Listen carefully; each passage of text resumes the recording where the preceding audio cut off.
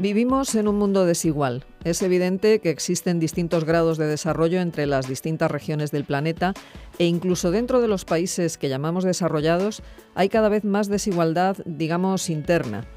Para hablarnos de todas estas cuestiones nos acompaña hoy en el estudio Blanca Azcárate Luján, que es profesora de Geografía en la UNED, una disciplina fundamental a la hora de analizar estas desigualdades.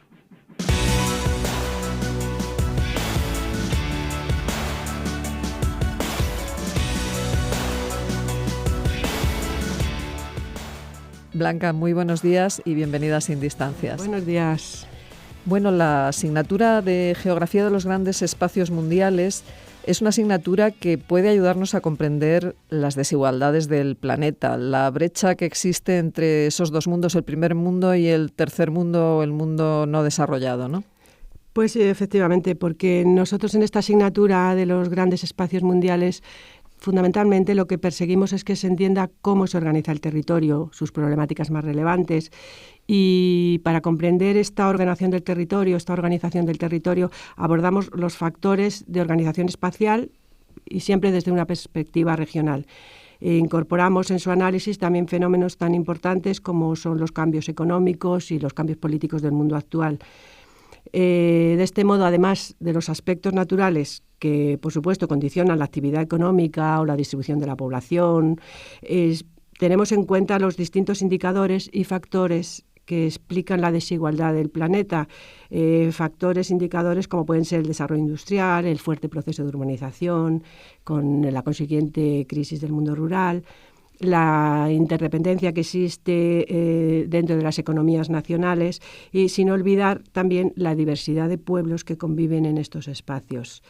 Lo que queremos es presentar la desigualdad y la injusta distribución de la riqueza que persiste en el mundo actual, las grandes disparidades regionales entre países ricos, países pobres y entre regiones con estructuras económicas diferenciadas. En este sentido, quería remarcar que utilizamos los términos desarrollo y subdesarrollo para designar estas desiguales situaciones y los distintos grados de desarrollo no solo en el campo económico, sino también en el social, en el político, en el cultural, pues por supuesto en el territorial. Dedicamos también una parte del programa a los países denominados emergentes. Este concepto de emergentes que surgió a comienzos de la década de los 90 del pasado siglo y que se utiliza para designar a aquellos países en desarrollo que experimentaban un mayor potencial de crecimiento respecto a otras regiones del planeta. Nos hemos detenido en los llamados países BRIC, es el acrónimo que engloba Brasil, Rusia, India y China, y que son países que se caracterizan por una riqueza en materias primas, en recursos naturales, en crecimiento de consumo local, la fuerte inversión extranjera directa y, camino de cierta estabilidad política. Las desigualdades que han existido a lo largo de la historia de la humanidad se están acentuando de forma dramática y no solo entre los dos grandes bloques desarrollo-subdesarrollo, porque vemos que aumenta la brecha entre pobres y ricos, sino que también esta desigualdad en el interior de los mismos países. Y entonces pensamos que este hecho debe ser motivo de reflexión en el estudio de una geografía mundial. Blanca, ¿y cuáles son los principales indicadores que estudiáis los geógrafos para medir el grado de desarrollo de cada país? Realmente los conceptos de desarrollo y subdesarrollo son muy complejos porque se involucran aspectos cuantitativos y económicos y aspectos sobre todo cualitativos y sociales. Entonces, el primer problema que se nos plantea a la hora de analizar los indicadores para medir este grado de desarrollo de un determinado espacio son los datos que se utilizan. Y estos datos siempre hay que manejarlos con bastante prudencia porque hay que verlos como un reflejo de tendencias generales. Hay que tener en cuenta que las estadísticas en muchos casos son heterogéneas, son incompletas e irregulares. Y eso hace muy difícil la comparación entre ellos. Entonces, los intentos de regionalización del mundo son múltiples y se realizan atendiendo a diversos indicadores. En un principio, se tuvieron en cuenta exclusivamente indicadores económicos para clasificar los grupos de países desarrollados y subdesarrollados. Así, por ejemplo, pues el indicador más utilizado comúnmente ha sido el de Producto Interior Bruto, para medir la cantidad de bienes y servicios producidos por una economía. Entonces, mediante este indicador económico sí se puede constatar el continuo crecimiento económico de los nuevos países emergentes, incluso el gran contraste entre países del norte desarrollado y los del sur con bajos niveles de ingresos. Pero estas divisiones que se basan en un solo indicador pues pueden distorsionar la realidad. Entonces, insisto en que es necesario tener mucha prudencia a la hora de medir el grado de desarrollo de un determinado espacio. Y hay que tener en cuenta pues una serie de indicadores que reflejan de un modo más real lo que es lo que consideramos estado de desarrollo de las diferentes regiones del globo y así poder ver los grandes contrastos. Me refiero a indicadores tales como el consumo de energía per cápita, el consumo de calorías por habitante y día, la mortalidad infantil, el acceso al agua potable, el acceso a la sanidad, la educación. Son múltiples indicadores y los índices que se pueden consultar en el Atlas Geográfico Histórico Universitario editado por la UNED, en el que hay mapas plasmados de la situación mundial de una serie de indicadores que se pueden ver realmente la diferencia. Y por otro lado, pues existen los índices integradores que combinan variables económicas y sociales y son los más idóneos, los más adecuados para medir el grado de desarrollo de una determinada región. Me refiero, por ejemplo, al índice de desarrollo humano. Combina variables, este índice de desarrollo humano combina variables como es el Producto Interior Bruto, la esperanza de vida al nacer, el nivel de alfabetización de adultos, entre otros. Y entonces se puede evaluar mucho mejor el nivel de bienestar y progreso social de una determinada región, de un determinado país. Bueno, en los últimos años se están elaborando nuevos índices, como es el índice de democracia. Es un índice que se creó en el 2007, mide el nivel de democracia según 5 criterios, que es el pluralismo político de elecciones, las libertades civiles, la gobernanza, la participación, la cultura política.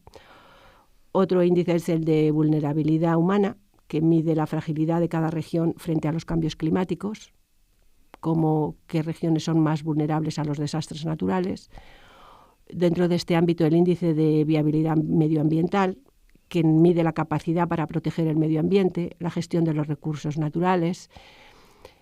Son una serie de índices que siempre nos demuestran que Asia y África sigue estando en los últimos puestos a nivel mundial. Estos índices reflejan la creciente desigualdad entre las distintas regiones del planeta. Blanca, nos encontramos en estos momentos ante una contradicción, ¿no? Cada vez hay más mundialización, más globalización y, sin embargo, cada vez hay más desigualdades. ¿Es que la globalización es la causa de este aumento de la desigualdad? No es que sea la causa, pero sí que vemos que los temas de desigualdad en el mundo es difícil aislarlo del proceso de globalización.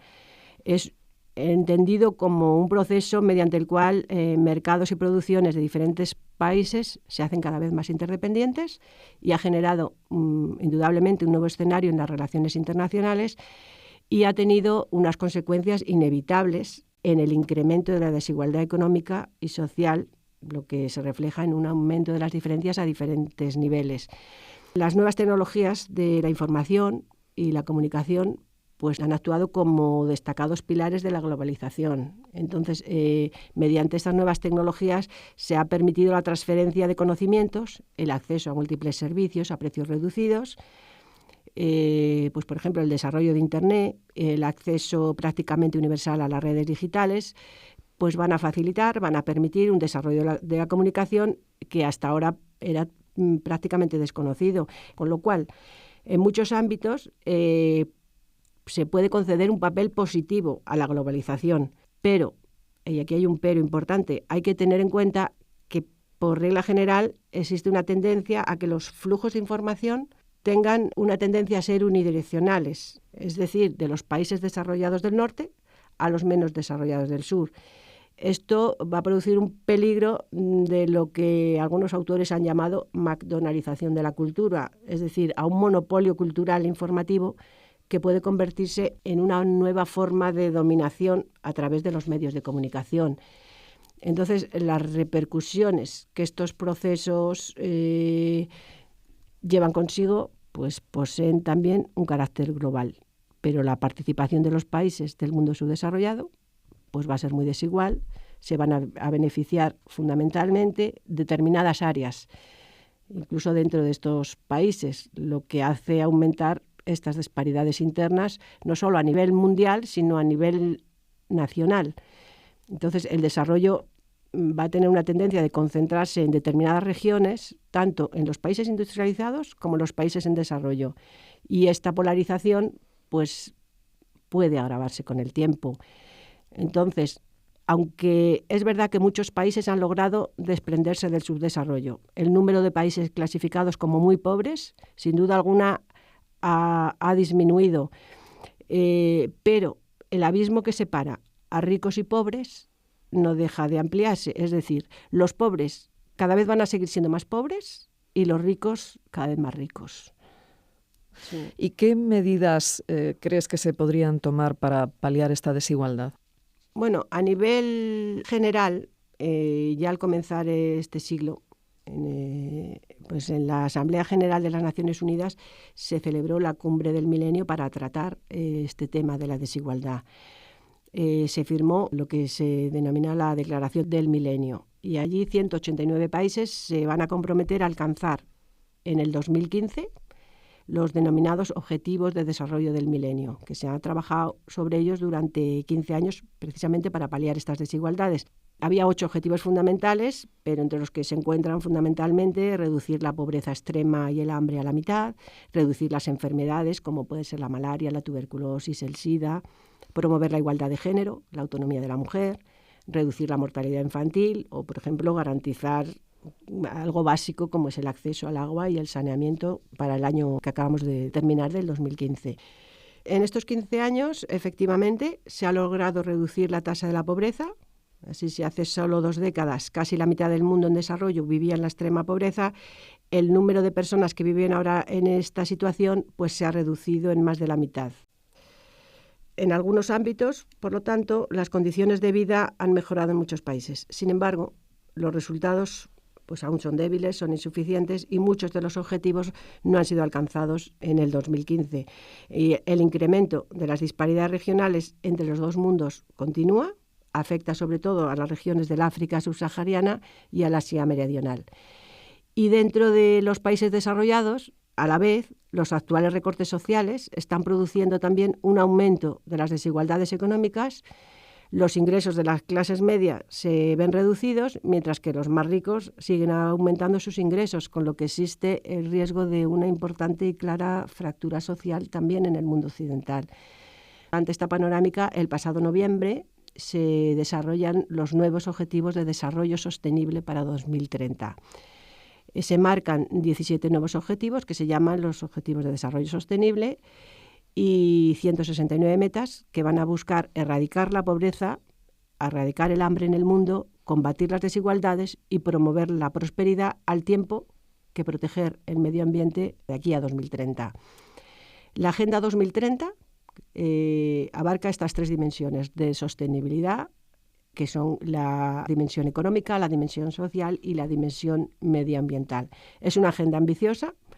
Se propone acabar con la pobreza, promover la prosperidad económica compartida, el desarrollo social y la protección ambiental para todos los países. Estos nuevos objetivos de desarrollo sostenible buscan completar aquellos que se planteó de los objetivos de desarrollo de milenio y que no han sido logrados y van mucho más lejos para abordar las causas de fondo de la pobreza y la desigualdad, así como esta necesidad universal de un desarrollo que beneficie a todas las personas por igual. Bueno, Blanca, pues esperemos que estos nuevos 17 objetivos que se esperan conseguir para 2030 pues se cumplan. Pues sí, confiamos y haremos un seguimiento de lo que se vaya logrando dentro de la agenda. Blanca Azcárate Luján, profesora de Geografía en la UNED, muchísimas gracias por habernos acompañado esta mañana en Sin Distancias. Muchas gracias a vosotros. Buenos días.